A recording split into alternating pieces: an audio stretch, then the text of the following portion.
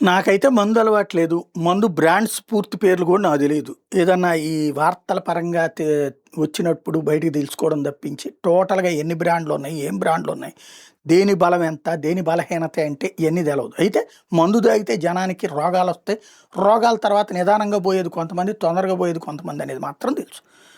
ఆ విధమైన అవగాహన ఉంది గానీ, తాగడం అనేటటువంటిదైతే ఐడియా లేదు, అలవాటు లేదు. ఎందుకు ఈ మాట చెప్తున్నా అంటే, ఇవాళ మద్యం ధరలకు సంబంధించి 'సాక్షి' ఒక కథనాన్ని ప్రొజెక్ట్ చేసింది.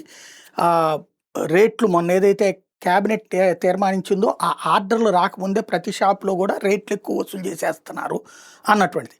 సరే అది ఎంతవరకు నిజమో తాగేటటువంటి వాళ్ళకి తెలియాలి నంబర్ 1. రెండోదొచ్చేటప్పటికి నా వీడియో ఫాలో అవుతున్నటువంటి వాళ్ళు కింద కామెంట్స్‌లో మెన్షన్ చేయొచ్చు.